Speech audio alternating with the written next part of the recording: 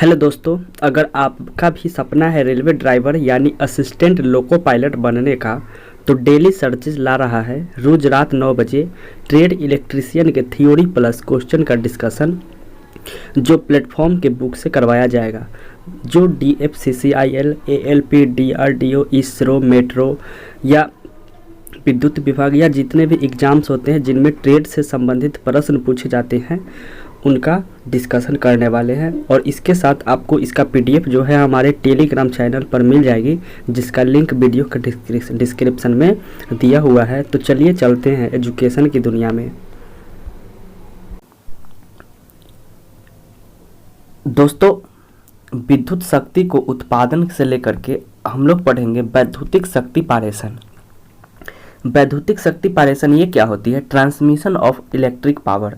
इसमें क्या होती है कि विद्युत शक्ति का जो यानी विद्युत ऊर्जा को जो उत्पादन कर दिया है, जहाँ से हम उत्पादित करते हैं वहाँ से लेकर के उपभोक्ता तक, यानी जो हम लोग यूज करते हैं वहाँ तक के जो शक्ति पारेषण होती है वही कहलाती है ट्रांसमिशन ऑफ इलेक्ट्रिक पावर। यानी उत्पादन स्थल से लेकर के जो हमारे घर तक जो बिजली आती है उसका हम प्रोसेस जानेंगे कि किन किन प्रोसेस से वो हमारे घर तक बिजली आती है, किन किन माध्यम से किस किस की ज़रूरत पड़ती है। तो सबसे पहले हम फिगर देख लेते हैं। देखिए यहाँ पे हम बात करें तो ये जो है आपका जनरेटिंग स्टेशन, यहीं से आपका ये थर्मल पावर या इलेक्ट्रिक, हाइड्रो इलेक्ट्रिक या न्यूक्लियर एटॉमिक जो भी कुछ है, या तो यहाँ से क्या होती है, ये पावर प्लांट है, यानी बिजली यहाँ से बनती है। बिजली बनने के बाद क्या होती है, यहाँ पे जो है बिजली 11,000 वोल्ट यानी 11 किलो वोल्ट बिजली बनती है। और 11,000 वोल्ट जो होती है ये क्या करती है, यहाँ पे एक ट्रांसफार्मर लगी हुई रहती है, स्टेप अप ट्रांसफार्मर, और ये 11,000 वोल्ट को क्या करती है 765 या 500 या 345, 230 या और 138 किलो वोल्ट में बदल देती है। 11 किलो वोल्ट से 138 या 765 किलो वोल्ट तक बदल देती है। और फिर ये जब ये बदलने के बाद क्या होती है, फिर ये आकर के फिर ये ग्रिड स्टेशन तक आती है। और फिर यहाँ से स्टेप डाउन ट्रांसफार्मर के थ्रू क्या होती है कि फिर उसको यानी 765 या 230 किलो वोल्ट या 440 किलो वोल्ट को फिर क्या करती है, वो 11 किलो वोल्ट में बदल देती है। यानी उत्पादित जितना हुआ था फिर उतना यहाँ करके रख देती है, या इसको 26 किलो वोल्ट या 69 किलो वोल्ट भी बदलती है। फिर अगला स्टेप में फिर उसको क्या करती है 13,000 वोल्ट करती है, फिर 4,000 वोल्ट करती है। फिर अगले स्टेप में क्या करती है 120 वोल्ट और 240 वोल्ट करती है, जिससे कि क्या होती है हमारा बिजली है जो ये प्राप्त होती है 240 और 120 वोल्ट के बीच हम लोगों को बिजली प्राप्त होती है। तो आप कहिएगा कि यहाँ जब 11,000 वोल्ट जब उत्पादित हो ही गया तो फिर यहाँ पे बीच में बदलने की क्या ज़रूरत थी? तो दोस्तों देखिए, एक्चुअली होता क्या है, एक H बराबर पढ़ना है I² RT हीट बराबर। तो यहाँ पे क्या करती है, यदि I मतलब होता है धारा, R मतलब रेजिस्टेंस, T टाइम, H मतलब हीट। तो यदि हम धारा को कम करेंगे तो वोल्टेज को बढ़ानी होगी, अगर वोल्टेज को नहीं बढ़ाएंगे तो धारा अधिकरण से क्या होगी, तार में हीट ज़्यादा होगी, और हीट होने से तार को गलने में गल ज़्यादा सकती है, यानी जल्दी गल सकते हैं। इसीलिए क्या करते हैं कि I का मान कम करने के लिए हमको वोल्टेज को बढ़ा करके ट्रांसमिट करना पड़ता है। अब एक और फिगर से हम देख लेते हैं। देखिए यहाँ पे ये बिजली घर है और यहाँ से 11,000 वोल्ट उत्पादित हुई। फिर वहाँ से क्या किया गया, स्टेप अप ट्रांसफार्मर के द्वारा 11,000 को यानी 11 किलो वोल्ट को 400 किलो वोल्ट में बदल दिया गया। फिर नेक्स्ट में क्या कर दिया गया, फिर 400 किलो वोल्ट को बदल करके 33 किलो वोल्ट में कर दिया गया स्टेप डाउन के द्वारा। फिर स्टेप डाउन के द्वारा क्या कर दिया गया, 33 किलो वोल्ट को फिर बदल करके 11 किलो वोल्ट कर दिया। फिर अगले में क्या किया गया, फिर उसके बाद स्टेप डाउन के द्वारा अगले ग्रिड स्टेशन पर 11 किलो वोल्ट को बदल करके 415 वोल्ट या 230 वोल्ट में कर दिया गया। और फिर वहाँ से हम लोग को 230 वोल्ट जो है वो हम लोग के घर तक बिजली पहुँचने लगी। अब इसी को हम पढ़ लेते हैं। तो देखिए, इन्हें दो वर्गों में बांटा गया है, एक होती है प्राइमरी ट्रांसमिशन और एक होती है सेकेंडरी ट्रांसमिशन। तो प्राइमरी ट्रांसमिशन क्या कहलाती है कि 132 किलो वोल्ट या 220 किलो वोल्ट या 440 किलो वोल्ट के वैद्युतिक पावर को पावर प्लांट से ग्रिड स्टेशन या बड़े लोड सेंटर तक पहुँचाना ही प्राइमरी ट्रांसमिशन कहलाती है। यानी आपको जहाँ से पावर प्लांट से जो बिजली उत्पादित हुआ है, पावर प्लांट से लेकर के ग्रिड स्टेशन तक पहुँचाना ही क्या कहलाती है, प्राइमरी ट्रांसमिशन कहलाती है। और सेकेंडरी ट्रांसमिशन क्या कहती है कि ग्रिड स्टेशन से उप स्टेशन यानी सब स्टेशन तक वैद्युत पावर को पहुँचाना ही सेकेंडरी ट्रांसमिशन कहलाती है। यानी 33 किलो वोल्ट से 11 किलो वोल्ट तक का ऑप्शन सब स्टेशन पर होता है। तो प्राइमरी ट्रांसमिशन क्या किया गया कि पावर प्लांट से जो ग्रिड स्टेशन तक लाएंगे उसको प्राइमरी ट्रांसमिशन कहेंगे, और ग्रिड स्टेशन से उप यानी सब स्टेशन तक लाएंगे वो क्या कि उसको सेकेंडरी ट्रांसमिशन कहेंगे। देखिए, भारत में वैद्युत पारेषण जो होती है 3 फेज 3 वायर प्रणाली प्रयुक्त होती है। हालांकि 3 फेज 4 वायर प्रणाली भी होती है, क्योंकि 3 फेज रहती है और उसका क्या होती है वहाँ पे 4 फेज रहती है, एक न्यूट्रल तार भी लगा हुआ रहता है। उसके बाद हम पढ़ेंगे अधिक पावर ट्रांसमिशन के लिए धारा का मान क्या रखा जाता है, कम रखा जाता है, ताकि I² क्षति कम हो। इसीलिए ट्रांसफार्मर के द्वारा क्या करते हैं, धारा को घटाया यानी वोल्टेज को बढ़ा दिया जाता है। यानी अधिक पावर ट्रांसमिशन के लिए क्या करना होता है, धारा का मान कम रखना होता है। और जब धारा का मान कम रखेंगे इसका मतलब ये हुआ कि वोल्टेज को हमको बढ़ाना होगा। अब है उच्च वोल्टेज पावर ट्रांसमिशन से क्या होती है, वोल्टेज रेगुलेशन क्या होती है, उत्तम होती है। यानी उच्च हाई वोल्टेज पर पावर ट्रांसमिशन करने से क्या होती है, वोल्टेज रेगुलेशन जो है ये उत्तम होती है। उसके बाद है ट्रांसमिशन के दौरान प्रयुक्त चालकों को ट्रांसमिशन लाइन कहते हैं। मान लीजिए ट्रांसमिशन के दौरान यदि जो भी इसमें चालक तार का प्रयोग किया जाता है, चाहे एल्युमिनियम का हो या कॉपर का हो, तो उसे हम क्या कहेंगे, तो उसे हम ट्रांसमिशन लाइन कहते हैं। तो आपको याद रखनी होगी ट्रांसमिशन के दौरान प्रयुक्त चालकों को क्या कहते हैं, ट्रांसमिशन लाइन कहते हैं। ये सारे क्वेश्चन ऑब्जेक्टिव में मिलेंगे। नेक्स्ट है ट्रांसमिशन में क्या होती है, समांतर स्टील पोल या टावर का प्रयोग किया जाता है, क्योंकि इनकी यांत्रिक सामर्थ्य अधिक होती है तथा कम स्थान घेरते हैं। तो सबसे बड़ी बात है कि ट्रांसमिशन में जो समांतर किसकी प्रयोग होती है, स्टील पोल या टावर का प्रयोग किया जाता है। जो बड़े बड़े जो पोल ये सब होते हैं वो स्टील पोल या टावर का प्रयोग करते हैं। फिर है ट्रांसमिशन लाइन में पावर हानि का मुख्य कारण क्या क्या हो सकती है, तो प्रतिरोध और चालक का तथा धारा का उच्च परिणाम, ये सब हो सकती है। अब बात कर लेते हैं कुछ मेन शब्द है, महत्वपूर्ण शब्द है। एक होती है मेन फीडर। तो मेन फीडर क्या कहलाती है, तो उत्पादन केंद्र के अल्टरनेटर से पावर ट्रांसफार्मर को जोड़ने वाली लाइन को क्या कहते हैं, मेन फीडर कहलाती है। ठीक, मतलब उत्पादन केंद्र के अल्टरनेटर से जो पावर ट्रांसफर को जोड़ने वाली लाइन क्या कहलाती है, मेन फीडर कहलाती है।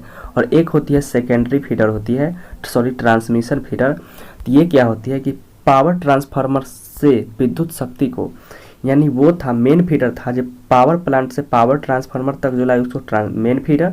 और यहाँ है पावर ट्रांसफार्मर से विद्युत शक्ति को ग्रिड स्टेशन तक पहुँचाने वाली लाइन को क्या कहते हैं, ट्रांसमिशन फीडर कहते हैं। एक होती है सर्विस लाइन। तो सर्विस लाइन क्या होती है कि वितरण केंद्र से उपभोक्ता तक, यानी हम लोग को जो बिजली जो जिसके थ्रू पहुँचती है उसे हम लोग कहते हैं सर्विस लाइन कहते हैं।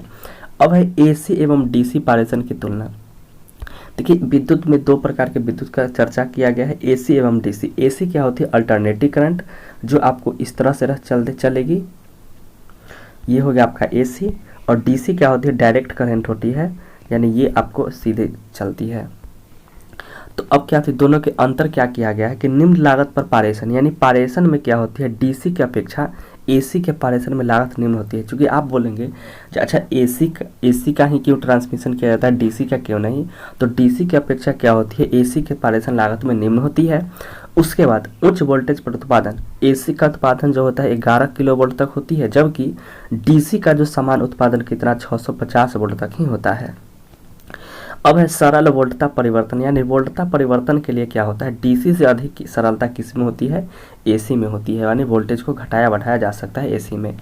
उसके बाद है सरल उपकरण संरचना, यानी AC उपकरण की अपेक्षा क्या होती है, DC उपकरण की संरचना जटिल होती है। और नेक्स्ट है सरलता से DC में परिवर्तन, यानी AC को हम DC में आसानी से परिवर्तित कर सकते हैं, लेकिन DC को AC में परिवर्तित आसानी से नहीं कर सकते हैं। उसके बाद क्या होती है कि AC जो होती है, AC को ले जाने में कम हानि होती है, जबकि DC को ले जाने में ज़्यादा लॉस होती है।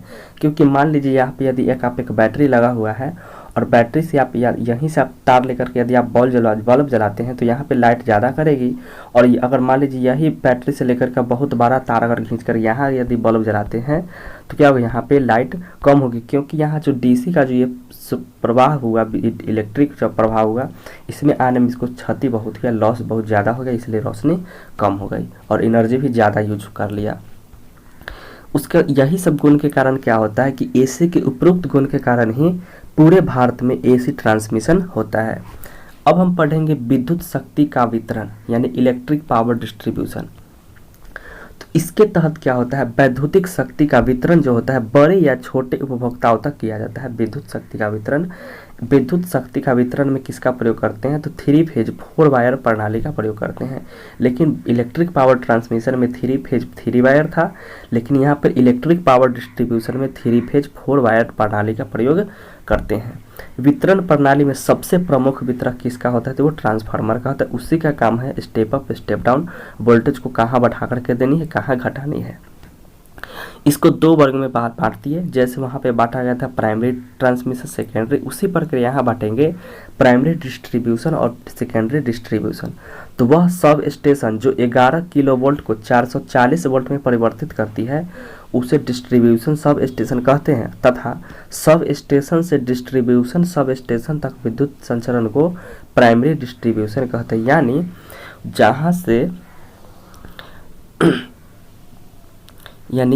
जहाँ से 11,000 वोल्ट को 440 वोल्ट में जो लाती है वही प्राइमरी डिस्ट्रीब्यूशन कहलाएगी। और सेकेंडरी में क्या हो गया, डिस्ट्रीब्यूशन सब स्टेशन से उपभोक्ता के लोड सेंटर तक जो पहुँचाते हैं उसको बोलेंगे सेकेंडरी डिस्ट्रीब्यूशन। यानी विद्युत वितरण केंद्र से उपभोक्ता को विद्युत शक्ति का वितरण करने के लिए मुख्यतः 2 लाइन की स्थापित की जाती है। एक होती है सिरोपरी लाइन और दूसरी होती है भूमिगत लाइन यानी अंडरग्राउंड लाइन। सिरोपरी लाइन यानी ओवरहेड लाइन क्या होती है, जो ये लाइन जो होती है वो खंभों पर स्थापित की जाती है, यानी घर से ऊपर से ये गुजरती है ओवरहेड लाइन। इस लाइन में क्या होती है, तार में सभी वोल्टेज सीमा के लिए वोल्टेज संचालित रहती है, 250 वोल्ट, 11,000 वोल्ट, 33,000 वोल्ट एक्सेट्रा। उसके बाद क्या होती है, इसमें तारों को धरती से ऊंचाई उसमें प्रवाहित शक्ति पर निर्भर करती है, यानी जैसा उसका वोल्टेज रहेगा उसी अनुसार उसका हाइट भी निर्धारित किया हुआ रहेगा। दूसरी नंबर में है भूमिगत लाइन अंडरग्राउंड लाइन। तो ये लाइन क्या होती है, प्रायः उद्योगशाला में स्थापित की जाती है। अंडरग्राउंड लाइन का यूज कहाँ किया जाता है, तो ये उद्योगशाला में, और इसमें प्रायः 11,000 वोल्ट तक ही स्थापित की जाती है। यानी 11,000 से यदि अधिक स्थापित करना है तो फिर उसको ओवरहेड लाइन से गुजारना होगा। इसे जमीन के अंदर स्थापित किया जाता है, इसलिए तारों की जगह यहाँ पर क्या चीज़ का प्रयोग किया जाता है, केबल का प्रयोग किया जाता है। केबल क्या होती है कि तारों पर एक कवर लगा दी जाती है कुचालक पदार्थ की, वही केबल कहलाती है। इसमें केबल में यांत्रिक आघात से सुरक्षा हेतु क्या कर दिया जाता है, जालीदार कवच लगा रखा रहता है। उसके बाद है 11,000 को जमीन में 0.9 मीटर अंतर स्थापित किया जाता है, लेकिन समानता इसको कितना पर करते हैं, 1.2 मीटर पर करते हैं। यानी इलेक्ट्रिक नियम के अनुसार ये 0.9 मीटर के अंदर स्थापित किया जाना चाहिए, लेकिन हम लोग जो समानता कितना पर करते हैं तो 1.2 मीटर की गहराई पर करते हैं। इसमें दोष क्या क्या हो सकती है, तो इसमें केवल विद्युत रोधन का नष्ट होना, लघु परिपथ दोष या खुला परिपथ दोष ही इस प्रणाली में उत्पन्न दोष है। अब है सिरोपरी लाइन यानी हेड ओवरहेडेड लाइन में क्या क्या चीज़ का प्रयोग होती है उसके सामग्री देख लेते हैं। तो पहले नंबर पे पोल्स खंभा। तो खंभा जो होती है वो 5 प्रकार की खंभा होती है तथा इनके बीच की दूरी इनके बनावट पर प्रवाहित धारा पर निर्भर करती है। एक होती है लकड़ी के खंभे, ये 40 से 50 मीटर की दूरी पर इसका यूज किया जाता है। यानी लकड़ी का खंभा हो जो मिनिमम दूरी पर प्रयोग किया जाता है, उसके बाद वोल्टेज भी कम रहना चाहिए। उसके बाद एक होते है ट्यूबुलर खंभा होती है, एक होती है ट्यूबुलर खंभा, इसकी जो दूरी होती है 50 से 80 मीटर के बीच की दूरी में इसका यूज किया जाता है। आरसीसी खंभा ये 60 से 100 मीटर की दूरी पर, आरसीसी यानी reinforced concrete cement. Steel 1 section pole हो गया 100 से 80 मीटर, 80 से 100 मीटर। और टावर हो गया 100 से 300 मीटर के लिए टावर का प्रयोग करेंगे। तो खंभा 5 प्रकार के हो गया, लकड़ी का खंभा, ट्यूबुलर खंभा, आरसीसी खंभा, स्टील 1 सेक्शन और टावर। अब एक होती है क्रॉस आर्म। क्रॉस आर्म क्या होती है कि देखिए पोल, यदि मान लीजिए आपके यहाँ पे एक पोल लगा हुआ है, पोल है तो यहाँ पे जो आपका इस प्रकार या इस प्रकार लगा हुआ रहता है, इसी को बोलते हैं क्रॉस आर्म। इससे क्या होता है, इन्हीं भुजा पर यहाँ पे आपका इंसुलेटर लगा हुआ रहता है और इंसुलेटर के माध्यम से क्या होती है, ये तार को खींचा जाता है। तो क्रॉस आर्म क्या होती है, इन्हीं भुजा पर इंसुलेटर लगा के तार को कसी जाती है। अब इंसुलेटर क्या होता है, इंसुलेटर ये एक अचालक पदार्थ होती है जो किसकी बनी होती है, पोर्सिलिन या चिकनी मिट्टी की बनी होती है। तो ये लाइन इंसुलेटर की यदि हम बात करें तो 4 प्रकार के लाइन इंसुलेटर होती है। एक होती है पिन इंसुलेटर, इसका यूज कहाँ किया जाता है, तो ये बहुउद्देशीय इंसुलेटर होता है, यानी बहुत सारे उद्देश्य के लिए इसका यूज किया जाता है और इसका जो प्रयोग होता है लगभग 33 किलो वोल्ट से 66 किलो वोल्ट तक किया जाता है। और ये जो आप देख रहे हैं यही आपका ये पिन इंसुलेटर है, ये आपका पिन इंसुलेटर है।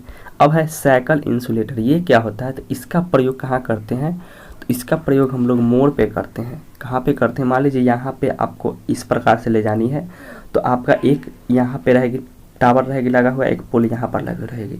तो चाहे यार यहाँ पर लगा हुआ है तो यहाँ से लेकर के जब उसको इधर घुमाने के लिए कौन सा चार्ज चाहिए, तो ये साइकिल इंसुलेटर का प्रयोग करते हैं और जो निम्न वोल्ट 650 वोल्ट तक ही कार्य करती है। एक होती है सस्पेंशन इंसुलेटर, तो इसे पोर्सिलिन या कांच की चकती जोड़कर लड़ी के रूप में तैयार किया जाता है और प्रत्येक चकती 11 किलो वोल्ट की वोल्टता के लिए होती है। इसका उपयोग हम 80 किलो वोल्ट से ऊपर की वोल्टता में प्रयोग करते हैं और इसमें लगी इंसुलेटर श्रृंखला में लगी रहती है। ये जो आपका हो गया ये सस्पेंशन इंसुलेटर हो गया।